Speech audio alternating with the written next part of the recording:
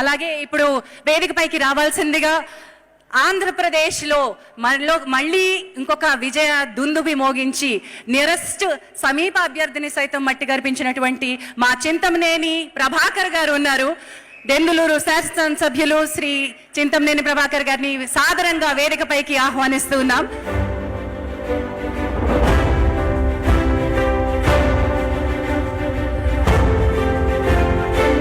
ఆంధ్రప్రదేశ్ రాష్ట్ర రాజకీయాల్ని India Pakistan cricket మ్యాచ్ని ఏ రకంగా ఫైనల్ మ్యాచ్లో చూస్తామో అంతటి రసవత్తరంగా మనం ఫాలో అయ్యి మరీ చూసాము. Sir, no less than any entertainment. Sir, state సెంటర్కి రావాల్సిందిగా కోరుతున్నాను.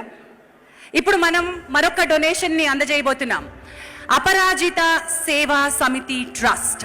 ఈ ట్రస్ట్ తరపున అనాథ బాలికలకి చదువు, వారికి దిశానిర్దేశనం, వారి యొక్క మెంటర్షిప్ అందజేస్తున్నటువంటి సంస్థ. అద్భుతమైనటువంటి కార్యక్రమాలు నిర్వహిస్తున్న అపరాజిత సేవా సమితి ట్రస్ట్ తరపున రాష్ట్ర సేవికా సమితి మహిళా వింగ్ తెలంగాణ ప్రాంత సెక్రటరీ రాధ గారు, అపరాజిత సేవా సమితి trust working president Bhaskar Lakshmi గారు వారిద్దరిని వేదికపైకి రావాల్సిందిగా, అలాగే అపరాజిత సేవా సమితి నుంచి ఉన్న ఇందాక మనకి వందే మాతర గీతంతో ప్రారంభం చేసిన చిన్నారులను కూడా వేదికపైకి రావాల్సిందిగా కోరుతున్నాను. వీరందరూ అనాథలు లేదా కుటుంబంలో ముఖ్యమైనటువంటి పెద్దల్ని కోల్పోయినటువంటి బాలికలు. ఒక కుటుంబ పెద్దని లేదా తల్లిదండ్రుల్ని కోల్పోవడం అత్యంత బాధాకరమైన విషయం. అయితే ఒక బాలికకి అది ఇంకా కష్టం. ఎందుకంటే తన వాళ్ళని కోల్పోవడమే కాదు, తనకి ఆధారమైనటువంటి ఒక కెరియర్ని కూడా కోల్పోతుంది. అపరాజిత సేవా సంస్థ ఇలాంటి బాలికలకి తాము వసతి కల్పించడంతో పాటు చదువుని, ఉన్నతమైనటువంటి కెరియర్ ఆప్షన్స్ని కూడా అందజేస్తూ అద్భుతమైనటువంటి కార్యక్రమాల్ని నిర్వహిస్తుంది. వారికి ఈ రోజు కళామందిర్ ఫౌండేషన్ 1 లక్ష రూపాయలని అందజేస్తోంది డొనేషన్గా. శ్రీ చింతమనేని ప్రభాకర్ గారు అండ్ బోయపాటి శ్రీను గారు ఈ రోజు వేదికపై ఉన్నారు. వారి చేతుల మీదుగా ఈ 1 లక్ష రూపాయల డొనేషన్ని అందజేయాల్సిందిగా కోరుతున్నారు.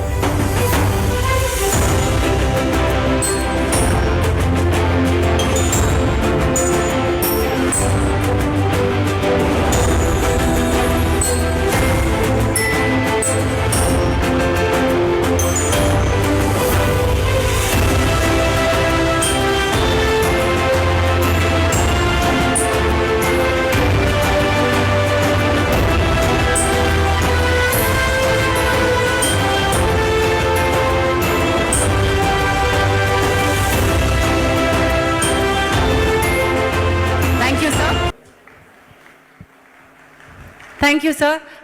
సేవారత్న పురస్కారానికి ట్రోఫీ, షాల్ మరియు చెక్ ఈరోజు వేదిక మీద అతిథులు అందజేస్తారు. హరేకెల హాజబ్బా కర్ణాటక రాష్ట్రం నుంచి పండ్ల వ్యాపారి, కానీ ఆయనని అక్షర సైన్యం అని పిలవాలి. పద్మశ్రీ అవార్డుతో కేంద్ర ప్రభుత్వం, మన భారత రాష్ట్ర ప్రభుత్వం వారిని సత్కరించింది.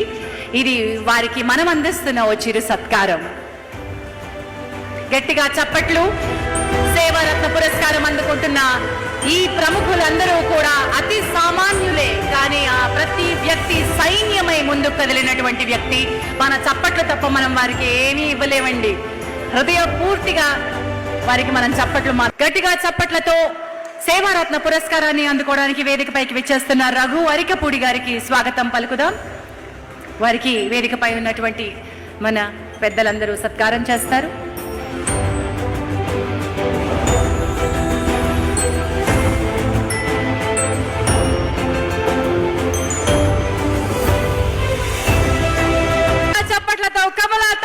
ఆహ్వానం పలికేద్దాం. సేవారత్న పురస్కారాన్ని అందుకుంటున్న ₹1 ఇడ్లీ అమ్మ. 88 ఏళ్ళు ఉంటాయేమో ఇడ్లీ అమ్మకి.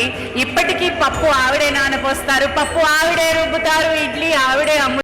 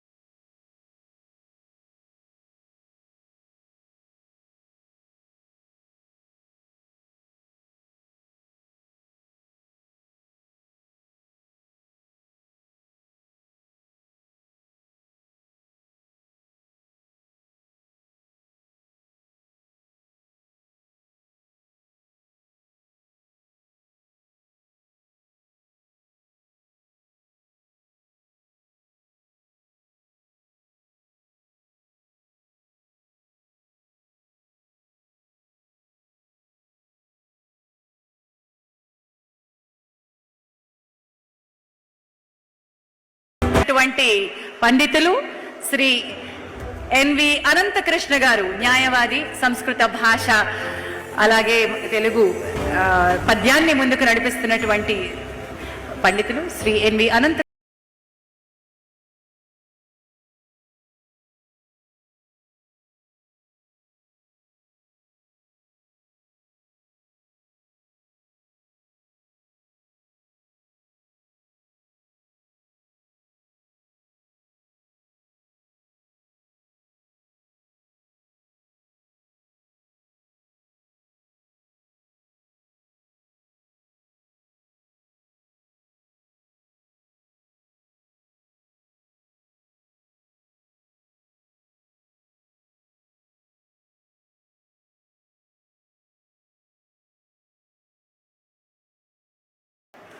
భారతీయం పేరుతోటి మనందరినీ ఉత్తేజంతో పాటు సనాతన ధర్మ సారథిగా ఆవిడ ఎన్నో ఉత్కృష్టమైనటువంటి కార్యక్రమాలు నిర్వహిస్తూ ఉన్నారు. సేవా కార్యక్రమాల్లో ముందుండేటువంటి సత్యవాణి అమ్మగారికి సేవ